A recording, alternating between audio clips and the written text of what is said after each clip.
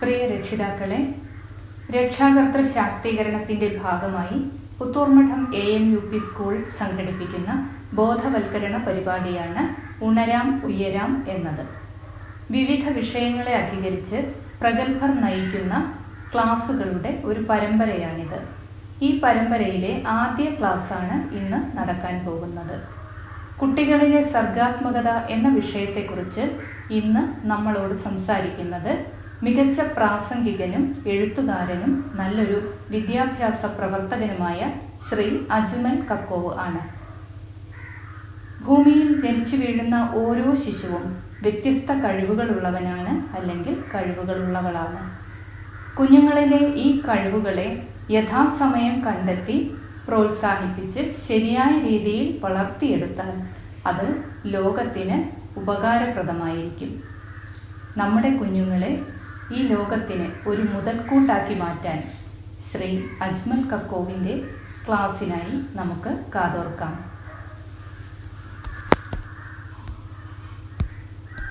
Puthurmadam AMUP സ്കൂളിലെ മിടുമിടുക്കരായ കുട്ടികളെ, അവരുടെ രക്ഷിതാക്കളെ, പ്രിയപ്പെട്ട അധ്യാപകരെ, എല്ലാവർക്കും ഹൃദ്യമായ ശിശുദിന ആശംസകൾ.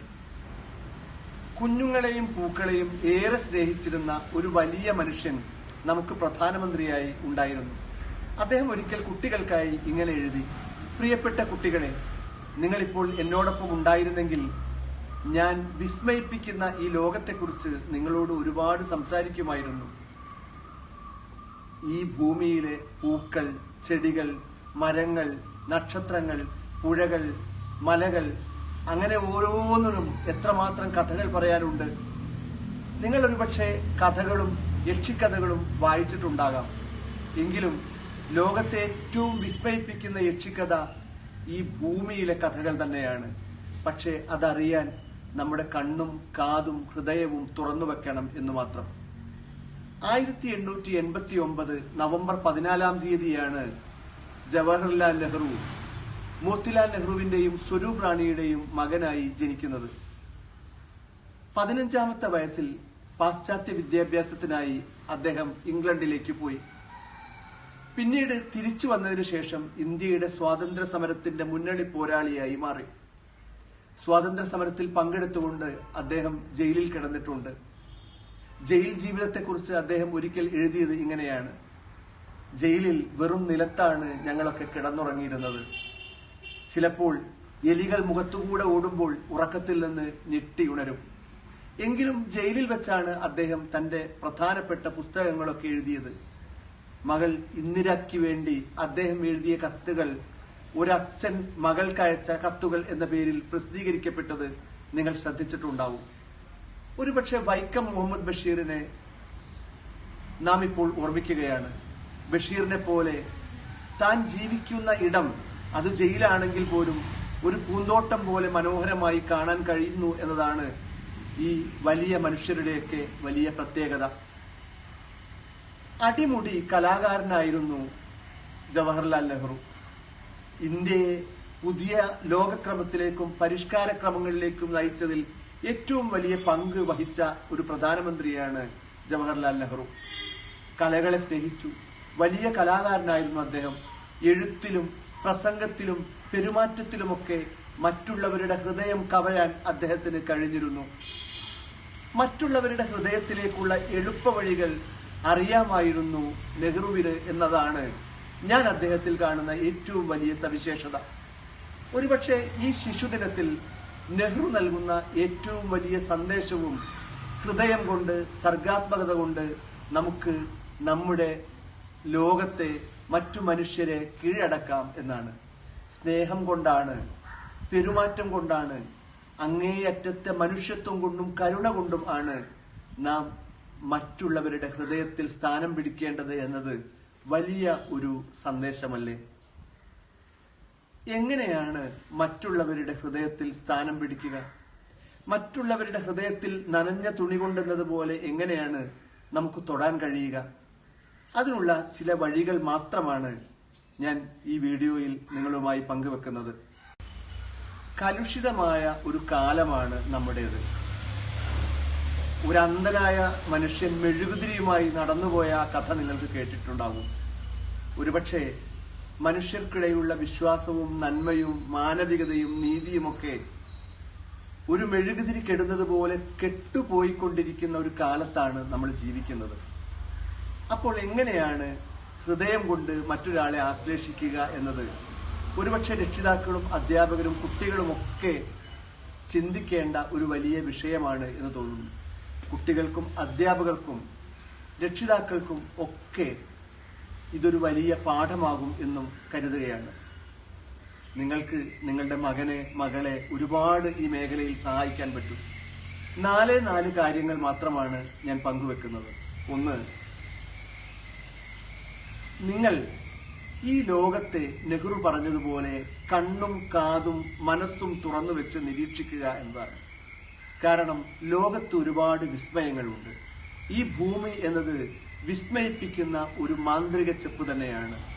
കല്ലിനുമുണ്ട് കഥ പറയാൻ എന്ന് നെഹ്റു തന്റെ മകൾ ഇന്ദിരയ്ക്ക് എഴുതിയ ഒരു കത്തിൽ പറയുന്നുണ്ട്.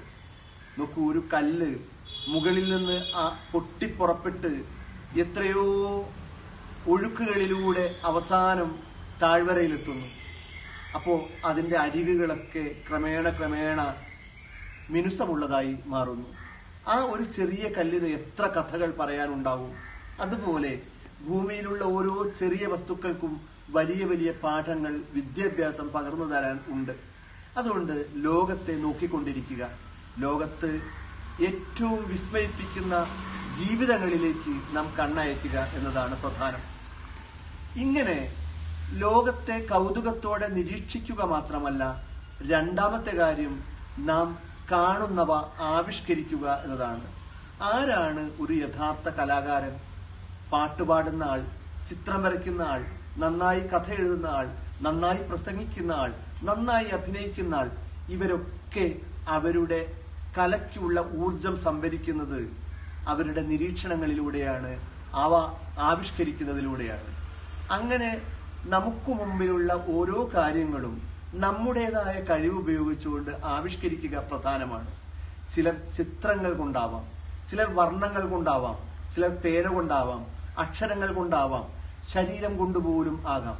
ഒരു നർത്തകൻ അയാളുടെ ശരീര ചലനങ്ങളിലൂടെയാണ് ലോകത്തെ ആവിഷ്കരിക്കുന്നത്. സച്ചിൻ ടെണ്ടുൽക്കർ ക്രിക്കറ്റ് കളിയിലൂടെയാണ് തന്റെ ജീവിതത്തെ അർത്ഥമുള്ളതാക്കി മാറ്റിയത്. അങ്ങനെ ഓരോ ആളും തന്റെ അനുഭവങ്ങളെ ലോകത്തെ ആവിഷ്കരിക്കുക എന്നതാണ് ചെയ്യുന്നത്. നിങ്ങൾ ഇപ്പോൾ ആവിഷ്കരിക്കുന്നത് ആരാണ് വായിക്കുന്നത്, ആരാണ് ആസ്വദിക്കുന്നത് എന്ന് നിങ്ങളിപ്പോൾ ആദി കൊള്ളാതിരിക്കുക. അതെവിടെയെങ്കിലും ചേക്കേറും. വാക്ക് ഇവിടെ പ്രയോഗിക്കുമ്പോൾ ഒരുപക്ഷെ മുന്നോട്ട് നടക്കും, അതുപോലെ തന്നെ നൂറ്റാണ്ടുകൾ പിറകിലേക്കും നടക്കും. ഭാഷ കൊണ്ട്, അതുപോലെ വർണ്ണങ്ങൾ കൊണ്ട്, വരകൾ കൊണ്ട് മനുഷ്യന് ചരിത്രത്തെയും ഭാവിയെയും നിർമ്മിക്കാൻ പറ്റും എന്ന് നിങ്ങൾക്കറിയാം. അതുകൊണ്ട് എൻ്റെ പ്രിയപ്പെട്ട കുട്ടികൾ, വരയ്ക്കുന്നവർ, എഴുതുന്നവർ, ആവിഷ്കരിക്കുന്നവർ, ആ ആവിഷ്കാരങ്ങൾ നിർബാധം തുടരുക. അതാരാസ്വദിക്കുന്നു, അതാര് കാണുന്നു എന്നതല്ല, ആവിഷ്കരിച്ചുകൊണ്ടേയിരിക്കുക. രക്ഷിതാക്കളും അധ്യാപകരും അതിനായിട്ട് അവരെ പ്രാപ്തരാക്കുക. മൂന്നാമത്തെ കാര്യം, ഷാർപ്പൻ യുവർ സ്കിൽസ് എന്നാണ്. നിങ്ങളൊരു പെൻസിൽ കണ്ടിട്ടില്ലേ? ഈ പെൻസിൽ നമ്മൾ കുറേ സമയം എഴുതി അതിന്റെ മുന തേഞ്ഞു പോയാൽ എന്ത് ചെയ്യും? വീണ്ടും അത് ഷാർപ്പൻ ചെയ്യും. എന്നിട്ട് എഴുതി നോക്കിയാൽ അതിന് നല്ല ക്ലാരിറ്റി കിട്ടും. ഇതുപോലെയാണ് നമ്മുടെ ജീവിതവും. നമുക്കും നമ്മുടെ കഴിവുകളെ മിനുക്കിയെടുക്കേണ്ടതുണ്ട്. എങ്ങനെയാണ് നമ്മുടെ കഴിവുകളെ നാം മിനുക്കിയെടുക്കുക? വായനയിലൂടെ നമുക്ക് പുതിയ ആശയങ്ങൾ ലഭിക്കും, ഇല്ലേ? നല്ല കൂട്ടുകാരിലൂടെ പുതിയ ആശയങ്ങൾ കിട്ടും. പരിശീലനങ്ങളിലൂടെ നമുക്ക് കിട്ടും. ശില്പശാലകളിലൂടെ നമുക്ക് കിട്ടും. പ്രചോദിപ്പിക്കുന്ന നല്ല വീഡിയോകൾ, പ്രചോദിപ്പിക്കുന്ന നല്ല സിനിമകൾ, ഇതൊക്കെ നിങ്ങൾക്ക് നിങ്ങളുടെ സിദ്ധികളെ, കഴിവുകളെ, പ്രതിഭയെ തേച്ചു മിനുക്കിയെടുക്കാനുള്ള കാര്യങ്ങൾ ആണ്. രക്ഷിതാക്കൾക്ക് നിങ്ങളുടെ മകനെ മകളെ അവരുടെ പ്രതിഭ തേച്ചു മിനുക്കിയെടുക്കാൻ പറ്റും. എങ്ങനെയാണത്? അവരെ നിരന്തരം പ്രോത്സാഹിപ്പിക്കുക, അവർക്ക് ചെറിയ സമ്മാനങ്ങൾ കൊടുക്കുക, അവരുടെ ഈ സ്കില്ലുകൾ, അവരുടെ പ്രതിഭകൾ പരിപോഷിപ്പിക്കാൻ ആവശ്യമായ ചില ചെറിയ പരിശീലനങ്ങൾ നൽകുക, വായിക്കാൻ ഇടം കൊടുക്കുക. ഇതൊക്കെ നമുക്ക് വീടുകളിൽ നിന്ന് പോലും ചെയ്യാവുന്ന ചില സാധ്യതകളാണ്. നാലാമത്തേത്, ഏറ്റവും അവസാനത്തെ കാര്യം കൂടെ ഞാൻ പറഞ്ഞ് അവസാനിപ്പിക്കുകയാണ്. നിങ്ങൾ നിങ്ങളാവുക എന്നതാണ്. എന്താണ് അതിന്റെ അർത്ഥം? ലോകത്ത് ഒരാളും ഒരാളെ പോലെയല്ല. ലോകത്ത് ഒരു സീബ്രയും സൂക്ഷ്മമായി നിരീക്ഷിച്ചാൽ മറ്റൊരു സീബ്രയെ പോലെ അല്ല. ലോകത്ത് ഒരാളുടെ കൈമുദ്രകളും മറ്റൊരാളുടെ കൈമുദ്രകൾ പോലെയല്ല. തമ്പ് ഇംപ്രഷൻ നിങ്ങൾ കേട്ടിട്ടില്ലേ? കോടാനുകോടി മനുഷ്യരുണ്ട് ഈ ഭൂമിയിൽ, പക്ഷേ ഒരാളുടെയും തമ്പ് ഇംപ്രഷൻ മറ്റൊരാളുടേതുപോലെ അല്ല. അതുകൊണ്ട് നമ്മളൊക്കെ വളരെ വ്യത്യസ്തരാണ്. ഓരോ കുട്ടിക്കും ആ കുട്ടിയുടേത് മാത്രമായ ചില സ്വഭാവ സവിശേഷതകൾ, കഴിവുകളുണ്ട്. രക്ഷിതാക്കളും അധ്യാപകരും ഒക്കെ ആ കഴിവുകളെയാണ് പരിപോഷിപ്പിക്കേണ്ടത്. ഒരു കുട്ടിയെയും നാം മറ്റൊരു കുട്ടിയുമായി താരതമ്യം ചെയ്യരുത്. എന്തുകൊണ്ടാണ്? ഓരോ കുട്ടിയും ഡിഫറൻ്റ് ആണ്, യുണീക്കാണ് എന്ന് പറയാം. അതുകൊണ്ട് നമ്മൾ ചിലപ്പോഴെങ്കിലും മറ്റുള്ളവരെ അനുകരിക്കാൻ ശ്രമിക്കാറുണ്ട്. ഈ അനുകരണം ആണ് നാം നിരുത്സാഹപ്പെടുത്തേണ്ടത്. കാരണം മറ്റൊരാളെപ്പോലെ ജീവിക്കുക എന്നത് നമുക്കൊരിക്കലും സാധ്യമല്ല. മറ്റൊരാളെപ്പോലെ ആവുക എന്ന് പറയുന്നതും സാധ്യമല്ല. ഈ സാമൂഹ്യ ജീവിതം നിങ്ങളുടെയൊക്കെ സവിശേഷതകളെ ഞാൻ നേരത്തെ പറഞ്ഞ കല്ലിനെ പോലെ തെളിച്ചമുള്ളതാക്കി മാറ്റും. അതിൽ അപകടവുമുണ്ട്. എന്താ? നിങ്ങൾക്ക് നിങ്ങളുടെ ചില സവിശേഷ കഴിവുകൾ, ചിന്തകൾ, അഭിരുചികൾ, ആഗ്രഹങ്ങൾ, സ്വപ്നങ്ങൾ അതെല്ലാം ചേർന്നതാണ് നിങ്ങൾ. അത് നിങ്ങൾ മിനുസപ്പെടുത്തി അതിന്റെ വക്കും മൂലകളും അടർത്തി മാറ്റി മിനുസമുള്ളതാക്കി മാറ്റാൻ ശ്രമിച്ചാലോ നിങ്ങൾ എല്ലാവരെയും പോലെ ആയി മാറും. നിങ്ങളുടെ കരുത്ത് നിങ്ങളുടേത് മാത്രമായ സ്വഭാവ സവിശേഷതകൾ, കഴിവുകൾ, സ്വപ്നങ്ങൾ, അഭിരുചികൾ ആണ്. അതുകൊണ്ട് നിങ്ങൾ നിങ്ങളായിരിക്കുക. നിങ്ങൾ നിങ്ങളുടെ മക്കളെ നിങ്ങളുടെ മക്കളാവാൻ അനുവദിക്കുക. അവർ സ്വാഭാവികമായി ലോകത്തെ കാണട്ടെ എന്നാണ് ഈ ശിശുദിനത്തിൽ എനിക്ക് നിങ്ങളോട് പറയാനുള്ളത്. പി രാമന്റെ അതിമനോഹരമായ ഒരു ചെറിയ കവിതയുണ്ട്. പുഴയ്ക്ക് എന്റെ കുടത്തിൽ നിറയാൻ ഒരു പുഞ്ചിരി മാത്രം മതി എന്നാണത്.